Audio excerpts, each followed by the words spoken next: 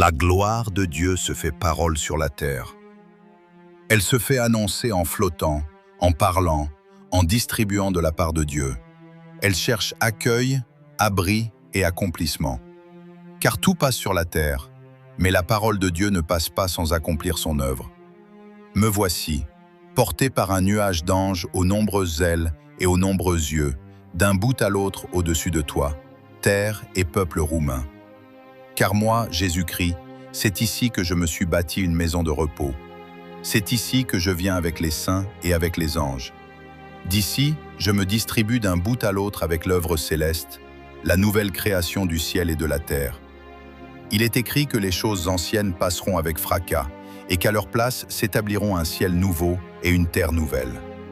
Et il n'y a pas sur la terre d'esprit et de cœur pour croire que ces écritures s'accomplissent, si elles ont été annoncées par l'esprit de prophétie. Et à présent, elles se préparent à se montrer goutte à goutte avec ma venue en parole sur la terre. J'ai la Roumanie pour pays de venue maintenant, à la fin des temps. Tout est prêt, comme les fruits de l'arbre lorsqu'ils mûrissent et montrent leur offrande, leur parfum, leur douceur, et l'esprit qui parle par leur être. Tout vient de Dieu, rendant témoignage au Créateur. C'est jour de fête pour celui qui a été annoncé par les prophètes, puis par les anges. C'est fête au ciel et sur la terre. Depuis lors est restée parmi les hommes l'attestation que je suis venu sur la terre, que je me suis fait connaître, vrai Dieu de vrai Dieu. Et maintenant, je viens de nouveau. Je viens avec les saints par dizaines de milliers.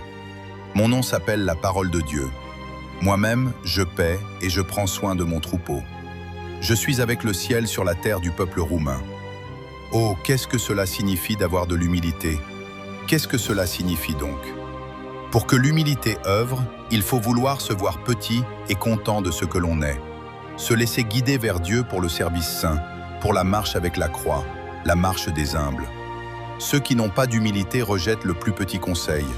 Ils murmurent, ils s'opposent même pour un léger reproche, car ils ont le cœur petit. Que tous apprennent à ne plus pécher par la langue, par la parole, par les morsures de serpents non guéris. La faute qui n'est pas mise en lumière ne guérit pas de la chute par la langue. Toutes ces faiblesses se guérissent par l'humilité, par la réserve entre semblables, par la sagesse de l'esprit, par l'inclination avec humilité.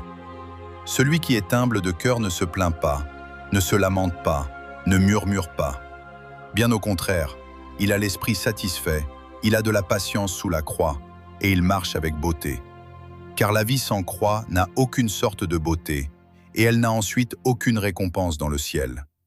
La vie terrestre ne garde pas Dieu dans le cœur de l'homme, mais la vie spirituelle moi, agissant dans l'homme par son humilité intérieure et extérieure. Et cela se voit par la conduite. C'est ainsi que le Père œuvre aujourd'hui encore sur vous. Il m'a envoyé à vous pour paître, pour que mon pastorat soit partagé, pour que je me prépare un troupeau saint.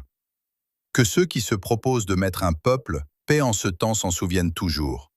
Qu'ils n'oublient pas l'œuvre de l'humilité, la vie dans l'humilité de ceux du troupeau qui se laissent paître par ma voix céleste.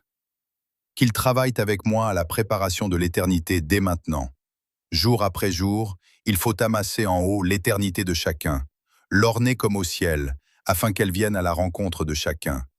Mais voici, à ceux de la terre, il est trop difficile de passer de la chair à l'esprit, de bâtir à chaque instant leur éternité, en même temps que leur passage à travers les choses temporelles vers les choses éternelles. Placez-moi dans le livre en jour de fête, fils des portes.